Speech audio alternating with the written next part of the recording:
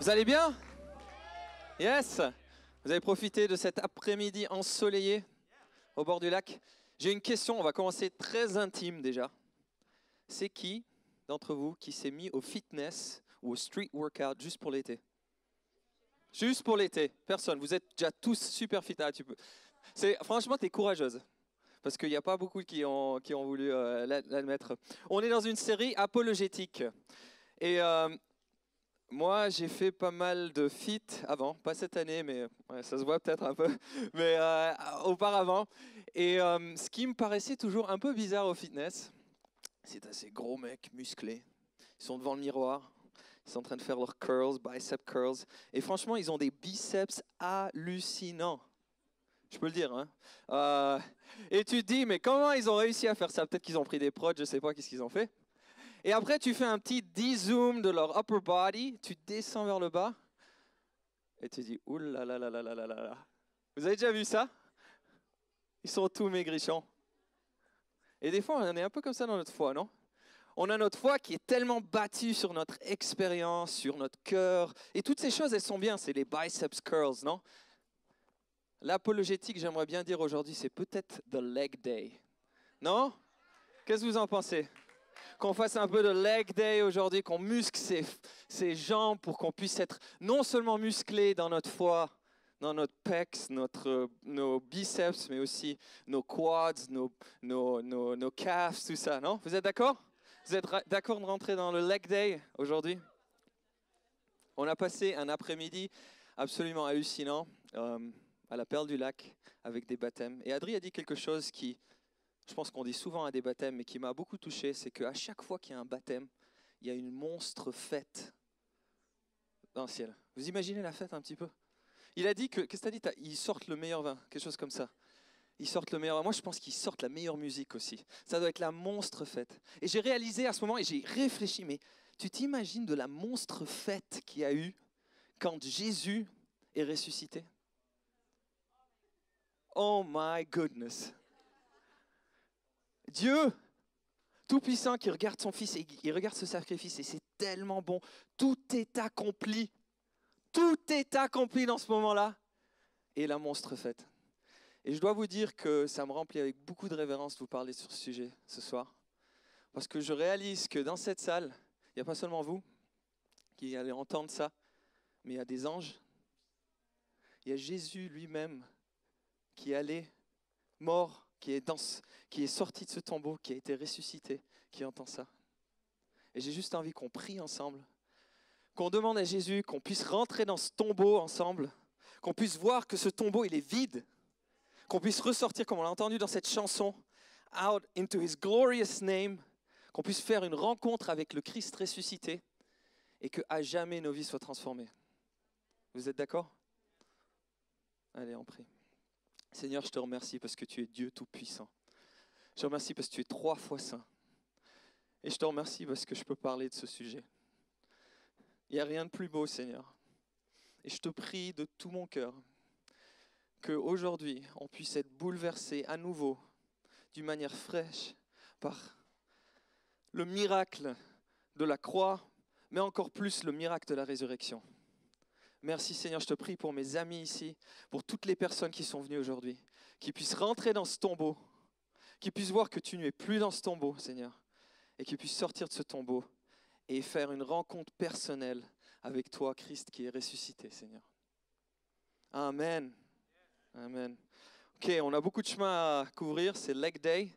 Donc je vous propose qu'on rentre directement dans le vif du sujet. On va lire Jean 20, 24 à 29. Si vous avez votre Bible, vous pouvez l'ouvrir. Jean 20, 24 à 29. Et juste pour poser le contexte, Jésus est mort sur la croix, il est ressuscité et il a commencé à apparaître aux disciples. Et il y a un disciple qui a malheureusement loupé le rendez-vous. Et on va lire cette histoire. L'un des 12, Thomas, surnommé le jumeau, n'était pas avec... Je crois que le texte, il est... Ah voilà, top. Merci Seb. Seb, il est incroyable. Hein. Franchement, il sort des trucs. En tout cas, l'un des 12, Thomas, surnommé le jumeau, n'était pas avec eux lors de la venue de Jésus. Les autres disciples lui dirent, « Nous avons vu le Seigneur. » Déjà, je me pose la question, pourquoi Thomas n'était pas avec les autres disciples?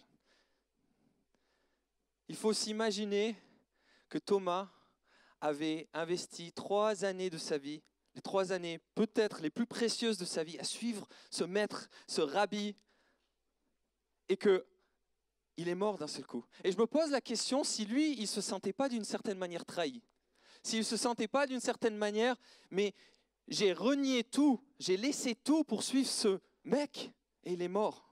Et maintenant même, je dois craindre pour ma propre vie. Donc il n'était pas avec les disciples. Peut-être qu'il était dans un coin, en train de se cacher, en train de dire, mais qu'est-ce qui se passe? Qu'est-ce que je vais faire? J'ai plus d'espoir. Par contre, les autres, ils l'ont vu. Et ils lui disent, quand ils le rencontrent, nous avons vu le Seigneur. Mais alors il leur répondu, et il leur répond assez cash, si je ne le vois pas, si je ne vois pas la marque des clous dans ses mains, si je ne mets pas mon doigt à la place des clous, et si je ne mets pas la main dans son côté, je ne croirai pas. J'ai comme l'impression que Thomas sort l'argument le plus farfelu qu'il pourrait dire. Même si je vois Jésus là devant moi, avec les marques, je ne croirai pas. Il faut que je puisse toucher ces marques, il faut que je puisse mettre ma main dans son côté. Tellement il voulait leur dire, j'y crois pas. 8 jours plus tard, les disciples étaient de nouveau réunis dans la maison. Cette fois-ci, Thomas était avec eux. Ça paraît bizarre quand même. Ce matin, ça m'a sorti comme ça, ce verset. Ce verset, à première vue, on dirait que ça ne veut pas dire grand-chose. 8 jours plus tard, ils étaient ensemble et Thomas était avec eux. Mais tu t'imagines, je pense qu'il y a eu une confrontation à ce moment-là. Quand les disciples lui ont dit, on l'a vu, et lui, il a dit, je n'y crois pas. Et quand même, on le voit que 8 jours plus tard, il est avec eux. Et j'ai envie de vous dire, des fois, quand on est dans des moments de doute, c'est important qu'on reste ensemble avec les disciples. Vous êtes d'accord? Qu'on reste dans nos connects, qu'on reste avec nos amis. Et là, on va voir qu'il a la révélation. Jésus vint, alors que les portes étaient verrouillées. Classic Jesus style. Il se tient au milieu d'eux. Et il leur dit que la paix soit avec vous. Que la paix soit avec vous, qu'une fois que quelqu'un est rentré à travers le mur ou à travers les portes verrouillées, je pense que c'est normal qu'il leur dise que la paix soit avec vous. Puis il dit à Thomas, donc il se tourne à Thomas, et il dit, et place ton doigt ici, voici mes mains, avance ta main et mets-la dans mon côté. Ne sois donc pas incrédule, mais crois. Ça me paraît tellement hallucinant ça que... Tu vois, Jésus, il aurait pu dire, ouais, mais toi, tu n'as même pas cru quand les autres, ils te disaient que je les avais rencontrés. Non, Jésus, il le rencontre dans son doute. Jésus, il dit, voici mes mains, tu peux le toucher. La réponse de Thomas, mon Seigneur et mon Dieu. Il le reconnaît. Parce que tu m'as vu, tu crois, lui dit Jésus. Heureux ceux qui croient sans avoir vu. Voici l'histoire de Thomas. Et Thomas, je trouve qu'il a une certaine mauvaise réputation, un petit peu comme le sceptique. Vous avez déjà remarqué?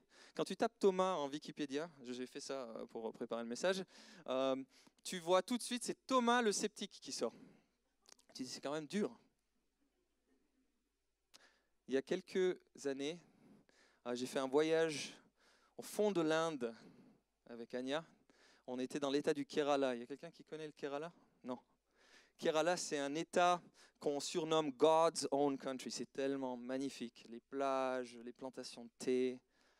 Mais il y a une chose qui percute ou qui interpelle énormément, c'est que dans cet état, il y a énormément d'églises. Pour ceux qui ne connaissent pas l'Inde, le christianisme, c'est quand même quelque chose d'une minorité là-bas. Il y a plutôt des musulmans, des hindous bien sûr aussi. Mais le christianisme, ce n'est pas énormément répandu. Et il s'avère que en l'année 52 après Christ, un certain Thomas le sceptique est fait le tour du globe. Et ça, c'est avant les longs courriers Air India, première business class avec le petit champagne, pour aller répandre la bonne nouvelle. Il a rencontré des familles là-bas, contre tous les dangers, parce que tu t'imagines que ce n'était pas facile. Il a baptisé ces familles, et à travers ça, la foi chrétienne a pu s'implanter au milieu, au fin fond de l'Inde. Et aujourd'hui encore, tu as des chrétiens là-bas qui louent l'Éternel. C'est pas incroyable ça?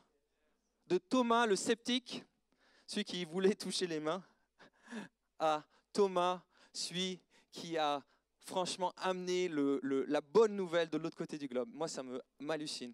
Et donc, j'ai 3 points pour toi. Cette histoire, elle m'interpelle. Et le premier, c'est que Jésus peut gérer tes doutes. Jésus, roi de l'univers, peut gérer tes doutes. Il n'y a pas d'argument que tu puisses faire. Il peut gérer tes doutes. Amène-lui tes doutes. Deuxième chose, Jésus nous rencontre dans nos doutes. Jésus a rencontré Thomas dans ses doutes, il nous rencontre dans nos doutes. Et troisième point, une rencontre avec le Christ nous transforme à jamais. Je ne sais pas si vous réalisez, mais l'histoire des disciples, c'est une histoire assez incroyable de personnes qui avaient peur, de personnes qui ont même nié d'être appartenant au Christ pendant qu'il était à la croix. Ils se sont réfugiés quelque part. Il y a le Christ ressuscité, Jésus, qui leur apparaît.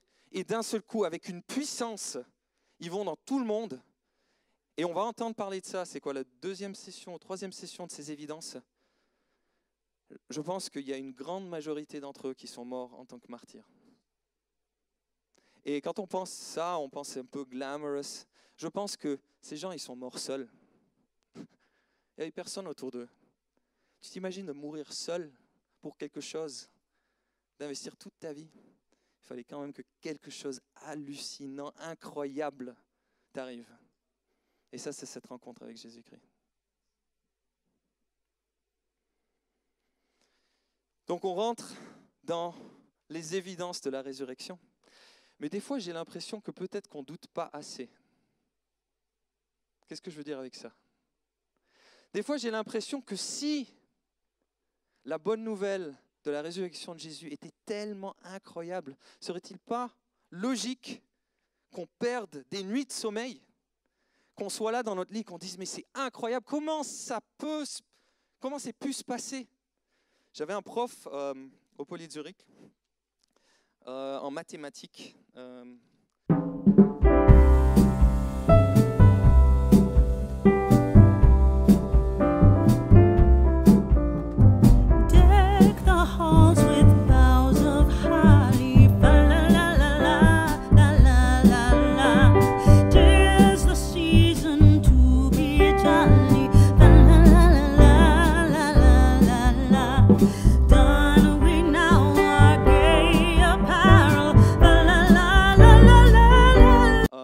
Il nous a montré ce qui s'appelle la preuve de pi.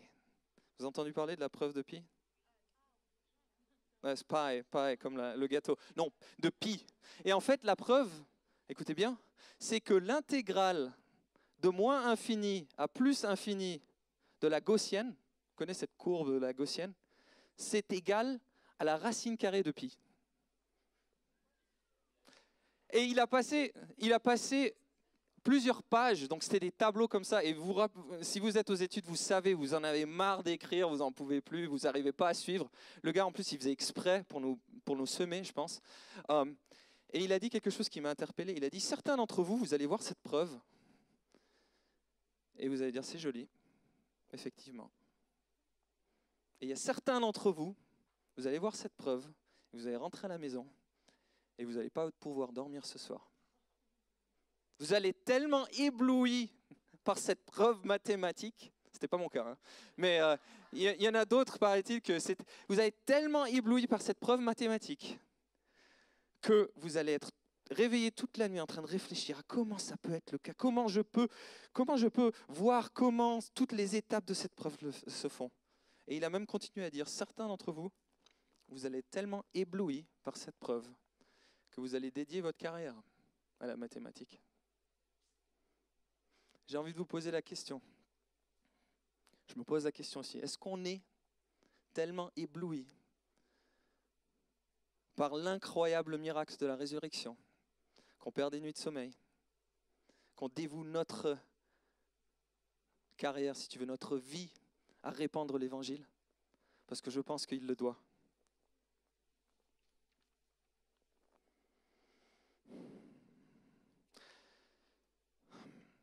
Il y a 4 points que je voulais highlighter avec vous pourquoi Jésus est ressuscité.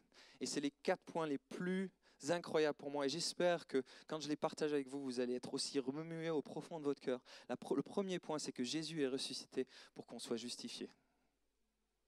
Jésus est ressuscité pour qu'on soit justifié.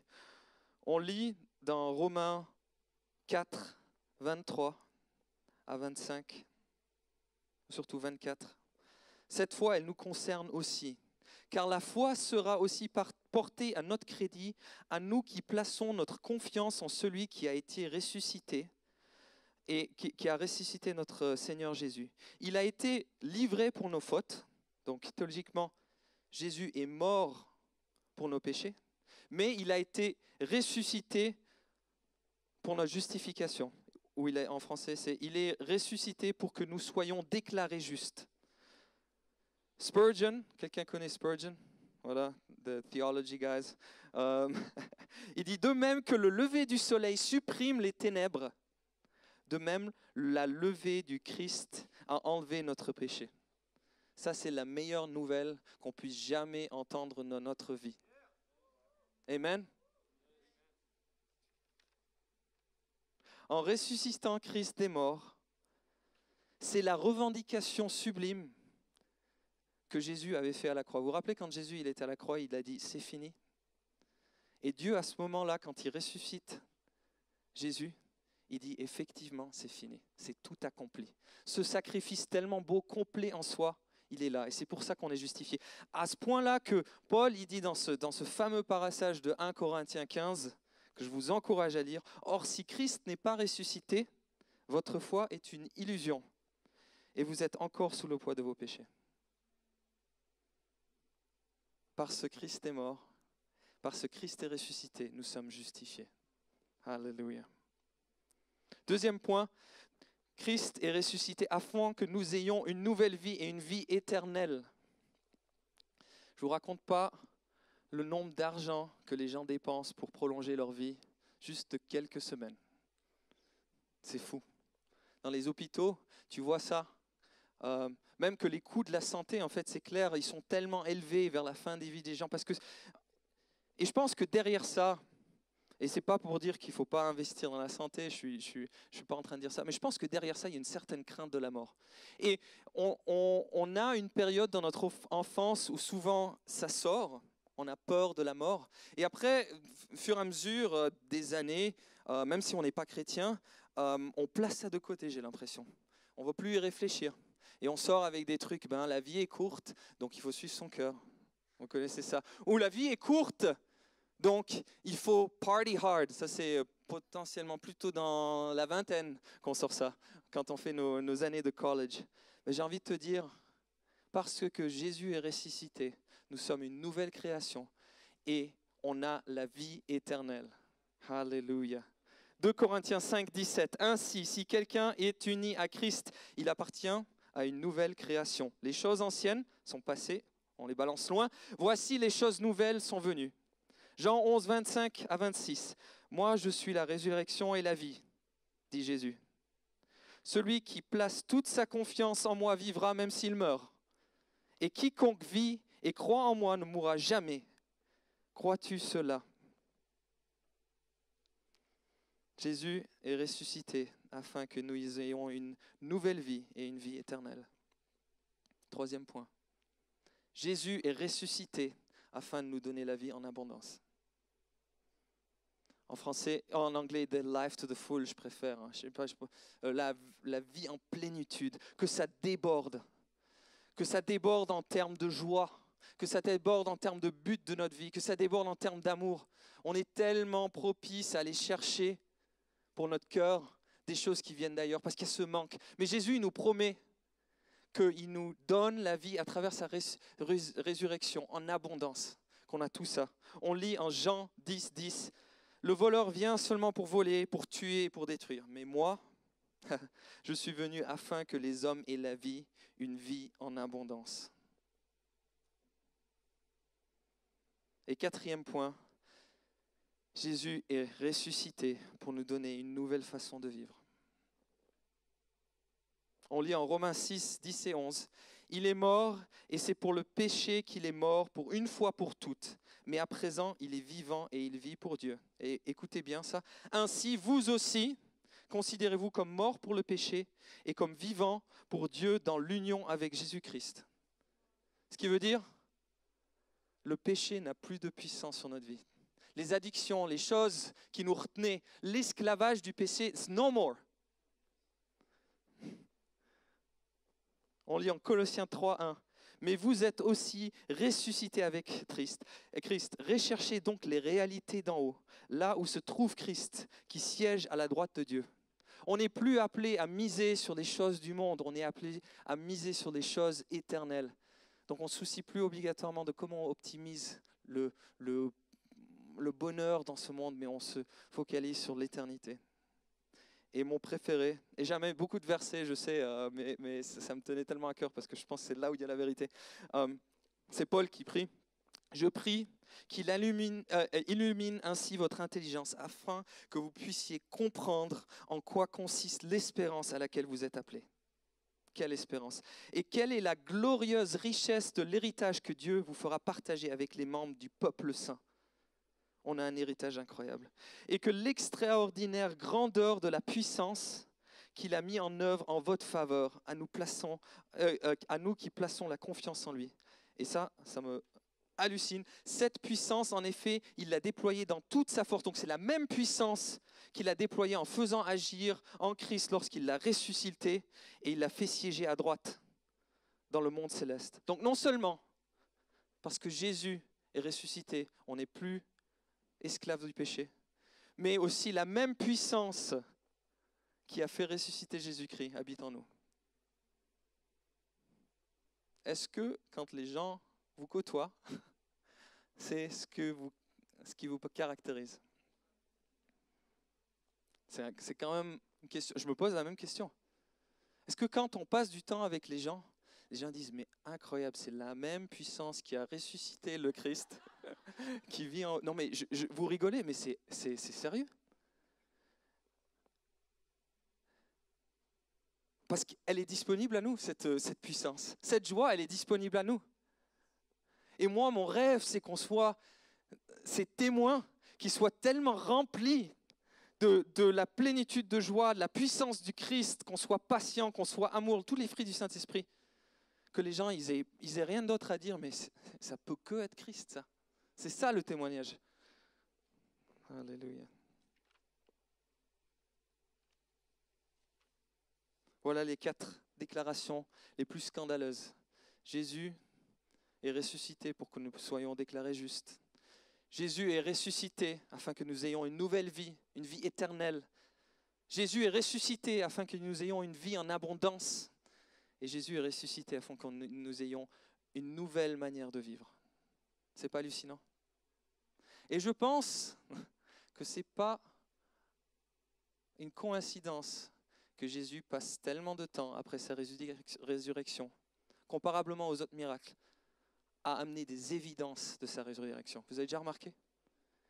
Il va déjà rencontrer les gens, il leur montre que le tombeau est vide.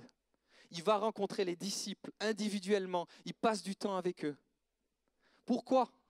Parce que probablement c'est un point qui est tellement central à notre foi que des fois nous avons un choix, c'est ou de le balayer, et donc on devient ces sportives qui ne font pas du leg day, et notre foi c'est un petit peu atrophée, ou on passe du temps, et même si c'est dur, on passe du temps dans la présence de Jésus, on lui demande, Jésus, montre-moi cette vérité que tu es ressuscité.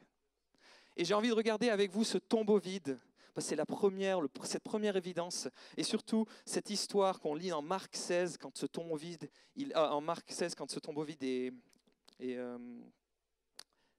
a été découvert la première fois.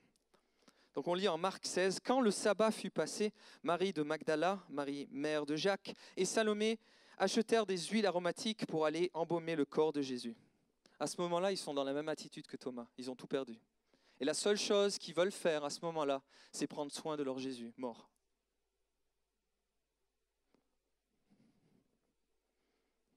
On continue.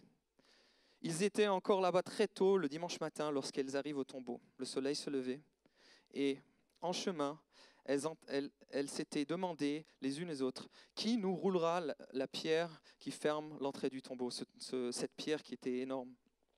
Or, en levant les yeux, elles aperçurent que la pierre avait été roulée du côté et que c'était un bloc énorme. J'aime bien comme ils ajoutent que c'était un bloc énorme. Juste pour te dire que franchement, il n'y a aucune manière qu'elles auraient pu lever cette pierre du tombeau.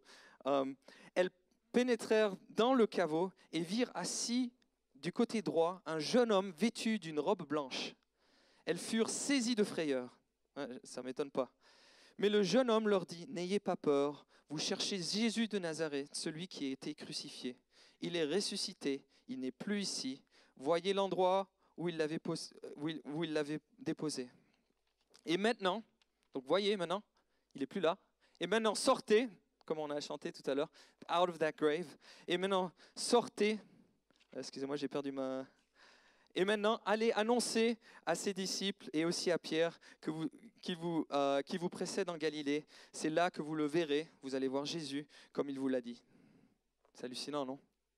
J'ai envie de vous donner 4 indices apologétiques. Pourquoi on peut vraiment croire que le tombeau était vide? Vous êtes prêts? Leg day. All right, ready? Starting to get tiring. First, premier indice, c'est la fiabilité historique de la mort et de l'enterrement de Jésus. Qu'est-ce que je veux dire par ça? Le premier argument qu'on pourrait faire pour que le tombeau en fait n'était pas vide, c'est que dire que Jésus n'avait jamais été placé dans le tombeau ou qu'il n'était jamais mort. Manque de peau, il y a extrêmement beaucoup de sources anciennes et indépendantes qui prouvent que Jésus est mort. Non seulement qu'il est mort, qu'il a été placé dans un tombeau. À ce point que c'est quasiment un consensus entre les érudits qui étudient ça. C'est pas mon truc, mais il y en a qui aiment bien étudier ça. Et le consensus, c'est que l'une des choses les plus attestées sur la vie de Jésus, c'est qu'il est mort et c'est qu'il a été mis dans ce tombeau. Donc il y a très peu de doutes que Jésus est mort, il y a très peu de doutes que Jésus a été mis dans ce tombeau. Plus que ça, ce que ces textes démontrent aussi, c'est qu'il y avait ce gros bloc devant le tombeau, que probablement la position ou l'endroit où il a été enseveli, Jésus, était connu par les Juifs et les Romains, et qu'ils l'ont bien gardé. Donc vous imaginez bien que si quelqu'un, entre les Juifs ou les Romains, voulait décréditer la thèse chrétienne que Jésus soit ressuscité, ils auraient pu facilement sortir, parce qu'ils savaient où il était, il avait été enseveli, ils auraient pu facilement sortir le corps de Jésus et dire « Et vous les chrétiens, voici Jésus, il est mort. » Deuxième évidence apologétique, pourquoi le tombeau était vide. Il y a multiples sources anciennes et indépendantes qui attestent du tombeau vide. J'ai appris en lisant Adri, parce qu'en fait, je ne suis pas du tout expert dans ce domaine, donc je vous balance tout ce que j'ai appris là, quasiment. Si vous voulez savoir plus, il faut parler à Adri ou aux autres étudiants de théologie. J'ai appris que normalement, les historiens, quand ils trouvent 2-3 sources assez anciennes, indépendantes, pour eux, c'est l'or. Hein. Pour eux, il n'y a pas beaucoup plus certain que ça. Dans ce cas-là, il y a plus que 6 sources indépendantes, anciennes, qui attestent la même chose. En effet, que le tombeau était vide et qu'ils l'ont retrouvé vide. Multiples sources anciennes et indépendantes qui attestent que le tombeau était vide. Troisième évidence. Le récit manque d'éléments mythiques et légendaires, en particulier celui de Marc. Vous avez remarqué quelque chose du récit de Marc? C'est assez simple, non? Normalement, si quelqu'un voulait inventer une histoire, il aurait rajouté des éléments légendaires, mythiques. Tu t'imagines, moi je vois le truc où Jésus, avec le claironnement des trompettes, 50 anges, il monte au ciel comme ça. Et en plus, ils auraient certainement rajouté aussi des éléments théologiques. Prouver par exemple, à ce moment-là, Jésus a vaincu le péché, il a été ressuscité. Rien de ça. C'est pas très intelligent quand même. Rien de ça. On voit un récit assez plain, comme on dit en anglais, simple. Le récit manque d'éléments mythiques et légendaires, en particulier le premier récit qui est considéré celui de Marc, le plus ancien. Quatrième indice pour le tombeau vide. Le tombeau était découvert par les femmes. Wouh! Ouais, mais tu dis wow, mais c'est intéressant parce qu'en fait, c'était pas très smart. Si tu veux inventer une histoire qu'on croit pendant tout le reste du temps qui est fausse, que Jésus est vraiment ressuscité, à l'époque, tu n'aurais jamais choisi des femmes.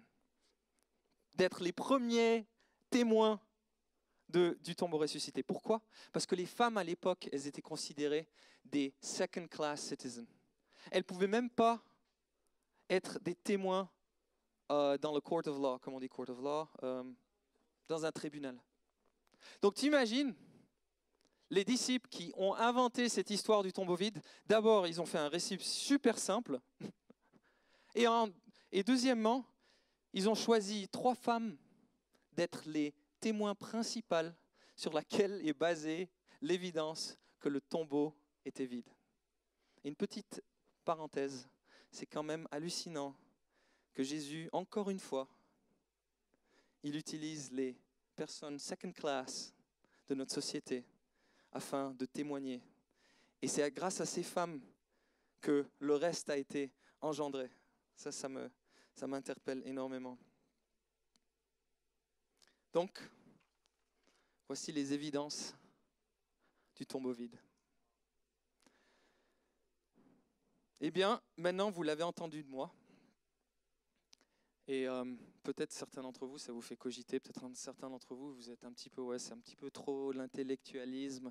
Je vous invite quand même à réfléchir à ça. Et certains d'entre vous, j'ai envie aussi, si vous êtes une certaine maturité dans votre foi, j'ai envie de vous encourager à aller creuser des éléments apologétiques aussi. Personnellement, moi, quand j'étais aux études à Boston, j'avais vraiment pas réfléchi trop à ces éléments-là. Et un jour, il y a un bon ami de moi ou un mentor de moi des navigateurs qui m'a invité à ce qu'on appelle un Veritas Forum à Harvard, à écouter ces grosses têtes apologétiques parler de ces trucs. Il m'a dit, Sam, tu sais, ta foi, elle se base pas seulement sur ton expérience. Elle se base pas seulement sur ton cœur, toutes les choses, voilà, yeah, worship time, parfait. Ta foi, elle est fortifiée aussi quand tu réfléchis avec ton raisonnement. Dieu, il t'a donné un raisonnement. Je vous encourage vraiment à aller creuser ces choses parce que, en fait, à la fin, Dieu, il va fortifier votre foi. En bref, Jésus nous invite à rentrer dans ce tombeau. Il nous invite à voir que ce tombeau est vide. Vous pouvez monter la bench, je vois que Matt, tu montes. Mais je pense plus important que ça, Jésus nous invite, une fois qu'on a vu que ce tombeau est vide, à sortir de ce tombeau et aller à sa rencontre, à la rencontre du Jésus qui est ressuscité. Parce qu'une fois que tu rencontres ce Jésus ressuscité personnellement, ça change à jamais ta vie. Et on a un privilège, pour certains d'entre vous, peut-être c'est la première fois que vous allez rencontrer ce Jésus. Vous l'avez peut-être jamais rencontré, même si vous étiez dans l'église toute votre vie. Pour certains d'entre vous, vous l'avez peut-être déjà rencontré, mais ça fait un gros moment qu'on ne l'a pas rencontré. Et pour certains d'entre vous, vous avez un privilège de le rencontrer chaque matin. T'imagines ça? Chaque matin dans notre temps perso, on peut être face à cette image glorieuse de Jésus ressuscité, qui nous encourage, qui nous transforme à jamais. C'est ce même esprit qui est en nous. Et avec ça, on sort dans notre quotidien et on devient des témoins du tonnerre pour la cause de Jésus comme les disciples étaient. On va rentrer dans un moment de face-to-face. Et je te propose 2-3 prières. Peut-être tu es dans le cas où ça fait un moment que tu t'es émerveillé à la résurrection de Jésus. Et j'ai envie de te proposer déjà peut-être de demander pardon. Parce que des fois, on a tellement grandi dans l'église, on a tellement entendu la bonne nouvelle que c'est devenu une histoire d'enfant, c'est devenu un truc folklorique. La résurrection de Jésus, c'est la chose la plus scandaleuse qu'on va jamais entendre. et elle nous doit des nuits blanches. Et j'espère que, pas des nuits blanches mauvaises, mais des nuits blanches simplement en évernement. Mais Jésus, comment tu as pu faire ça dans ma vie? Je t'aime tellement. Et ouais, ça c'est mon cœur, que peut-être tu puisses prendre ce temps et demander pardon à Dieu et lui dire, Jésus, j'ai envie de te rencontrer, j'ai envie de voir ta résurrection et j'ai envie d'être bouleversé par ça. Deuxième chose, peut-être tu es dans un autre camp, peut-être que tu dois accepter pour toi certaines vérités de la résurrection, que tu es justifié, que à travers la résurrection, il n'y a plus de péché. Deuxième chose, peut-être que tu dois accepter pour toi que tu es une nouvelle création, que tout ce qui est dans le passé, c'est fini, que Dieu il t'appelle à une vie éternelle, que tu n'as plus besoin d'avoir peur. Peut-être que toi, tu es aujourd'hui ici et que tu as encore peur de mourir. Ben, j'ai envie de te dire, si tu as accepté Jésus dans ta vie, it's over, man. Tu as la vie éternelle. Troisième chose, peut-être que tu es aujourd'hui ici et tu te dis, mais j'ai un trou dans mon cœur. Il y a peut-être quelqu'un qui t'a laissé tomber, un ami proche, une compagne, et que tu le remplis avec d'autres choses. Mais Jésus, il te dit, à travers ma résurrection, tu as une vie en abondance. Remplis. Quatrième chose, Jésus nous donne une nouvelle manière de vivre. Toute puissance qui a ressuscité notre Dieu, elle est en toi. Et peut-être tu es dans un troisième camp et tu n'as jamais fait la rencontre de Jésus, celui qui est ressuscité. J'ai envie de te dire, ben, il t'aime. Il t'aime à ce point-là qu'il est mort à la croix pour toi, qu'il a pris tous tes péchés, il a pris toute la colère de Dieu à ce moment-là sur lui, et que ce sacrifice était tellement beau dans les yeux de Dieu qu'il l'a ressuscité, et que tout est accompli. Et que si toi tu confesses que tu crois en lui, que tu lui demandes pardon pour tes péchés, il t'accepte, tu deviens une nouvelle créature. Et non seulement tu deviens une nouvelle créature, mais tu veux partager dans la gloire de Dieu en plus haut. Que cette vérité nous bouleverse chaque jour. Et en parlant de ça, vous avez la communion à gauche et à droite. Jésus nous dit, faites ça in remembrance, pour vous rappeler de ce que j'ai fait pour vous. Et on lit en Actes, je crois que c'est Actes 2, 40 et quelques, on lit que les disciples se dévouaient à la lecture de la parole quotidiennement, et ils se dévouaient à breaking of the bread, à rompre le pain ensemble. Et pourquoi tu penses qu'ils se dévouaient ça de manière quotidiennement? Parce qu'on oublie. On oublie.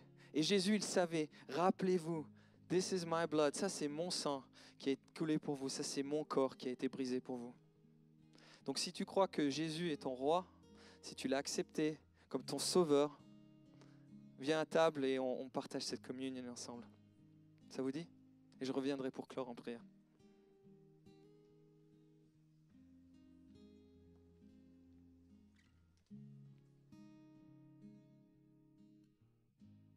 Et avant que j'oublie,